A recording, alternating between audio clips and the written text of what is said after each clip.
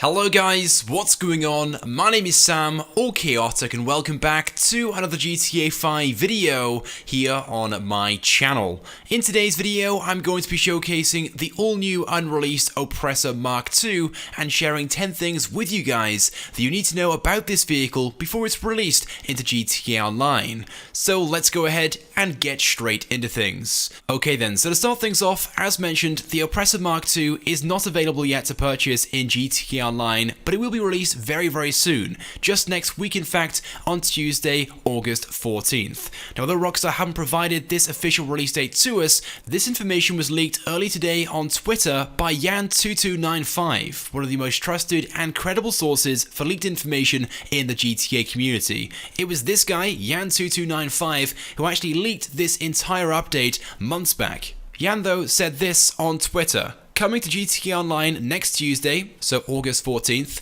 the Benefactor Terabytes, the Pegassi Oppressor MK2, new missions, and the new DJ, the Black Madonna. So there we go. Supposedly then, next week on Tuesday, the Oppressor MK2 will be available in GTA Online to purchase, and it's worth noting you don't get it through buying the original Oppressor and upgrading it to this MK2 variant. It is a completely separate vehicle which you can purchase from the Warstock Cash and Carry website.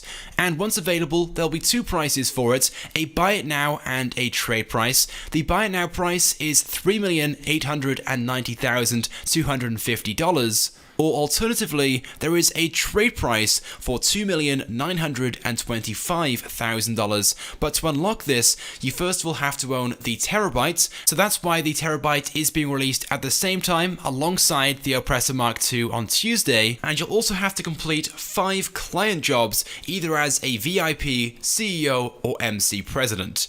And these client jobs are new jobs and missions which will be available inside the Terabyte once it's released. Now although yes, the Oppressor MK2 will be one of the more expensive weaponized vehicles available in GTA Online once released, in my opinion it's one of the best value for money vehicles, as you'll find out throughout this video. For starters, this vehicle has some pretty awesome customization features, making this vehicle even more overpowered than it already is when you first buy it. It is worth noting though, to customize the Oppressor MK2, you have to buy and own the Terabyte. It's only inside this truck that you'll be able to customize this vehicle. You cannot use the MOC or the Avenger. In the terms of customizations though, you won't find many appearance changing customizations. In fact, there's just one, that being the option of changing the engine to a Vortex engine, which as far as I'm aware of doesn't make any change or difference whatsoever to the vehicle's performance. Now quite surprisingly, for the first time ever, the Oppressor MK2 is the first vehicle which isn't a plane or a helicopter to have the option of fitting countermeasures to it. This being something you guys definitely want to do, and we'll talk about more later on in the video. This vehicle also has weapon upgrade options. From standard it comes fitted with 2 machine guns. You can upgrade these though to an explosive MG, which of course fires explosive rounds, or you can fit homing missiles. But we'll come back and talk about these weapons some more in a few moments. Now alongside all the other standard upgrades, things such as the armor, the engine, the respray and so on, you also have the option of fitting a livery to this vehicle. Now most of these, as you can see, are the military ones which were added last year in the gunrunning update, but there are also some new ones as well which are available for this vehicle, many of which I'm sure will be exclusive and rare ones only available during special events if you log in and play GTA Online at certain times, but there are a few new ones as well which I'm scrolling through right now.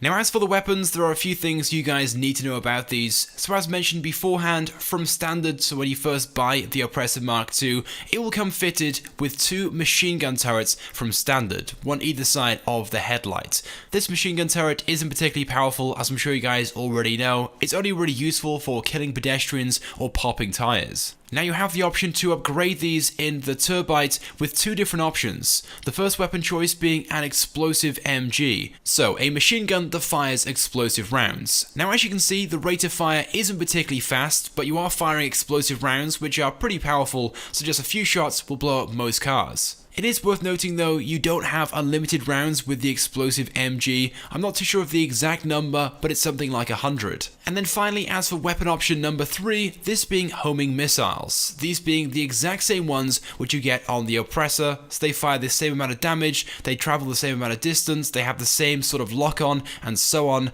You're also given the exact same number of missiles as well that you get with the Oppressor, that being 20. Now of course, once you run out, just return to your garage or go back inside your Terabyte, turn around and go back outside, and you'll be given another set of 20. You haven't got to pay for them or anything along those lines. Now in regards to the weapons, you haven't got to unlock the upgrades. The original Oppressor, when it was released with the gunrunning update, you had to unlock the homing missile launcher if you wanted to fit it on the vehicle. With this though, the Oppressor MK2, you don't have to unlock the explosive MG or the homing missiles if you want to fit them. Just buy the Terabyte, take it inside, and you'll have the option of upgrading them straight away. What you can't do though is purchase and fit all 3 weapons at the same time, so the standard machine guns, the explosive MG, and the homing missiles. You can only choose one. Now although this Mark II variant should be a newer and better version of the original, the Mark II Oppressor isn't quite as good in some areas, one of those being the boost feature. Once you use the boost, it doesn't just recharge itself like it does with the Oppressor, you have to physically stop accelerating for the boost to recharge, as you can see in the bottom left hand corner, and to use it, it has to fully recharge, so you have to stop accelerating for a few seconds to allow that boost to fully recharge. Whereas for the original Oppressor, as long as the rear wheel has touched the ground at some point, it will then begin recharging. And the boost feature on the Mark II variant doesn't last quite as long either, or provide as much of a boost in the terms of speed. Now as for the Oppressor Mark II's speed and performance, it actually performs differently depending on whether it's hovering above the ground like it is right now in the gameplay, or flying through the air.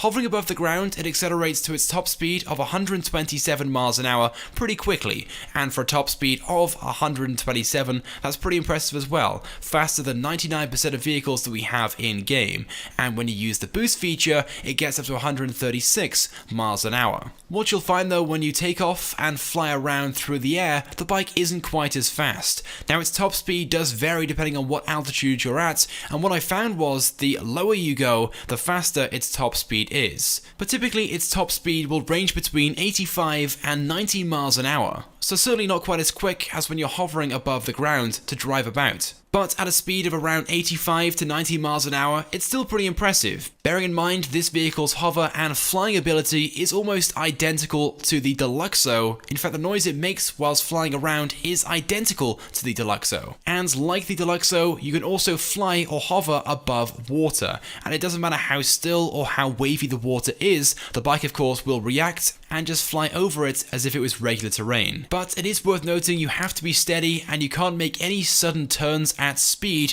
otherwise what you could find, especially on wavy water, is the front end, it dips down a little bit as you turn, and if it catches the water, the bike will just go straight in and be destroyed.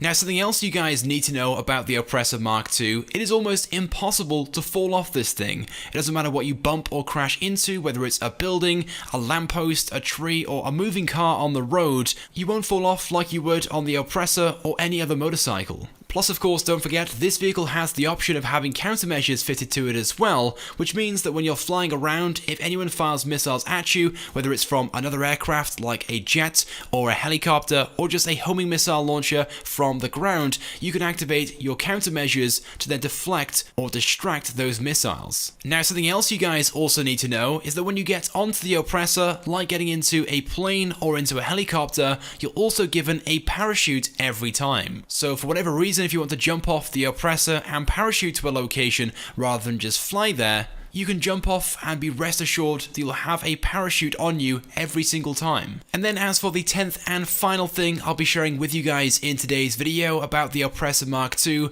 although it's listed as a motorcycle, it's also classified as a special vehicle. So when requesting this vehicle, if you want to use it in free roam, you'll be going to the interaction menu, making your way to vehicles, and then going down to special vehicles, scrolling through there like you would if you wanted to request the Rocket Voltic or the Runa 2000, and you'll also find the Oppressor MK2. But there's a second way, and this way is much faster. Register as an MC, and because the Oppressor MK2 is also classified as a motorcycle, you can request it and have it spawn in instantly rather than having to wait up to 30 seconds for it to spawn in if you request it as a special vehicle. Anyway, but there we go. So those are 10 things then that you guys need to know about the Oppressor MK2 before it's released in GTA Online. I want you guys right now to leave a comment on this video and let me know what you think about the Oppressor MK2. If you could also drop a like on this video as well, it helps me out a lot and it's greatly appreciated. And if you haven't subscribed to my channel, make sure you do, because I upload all the latest and the greatest Grand Theft Auto 5 content.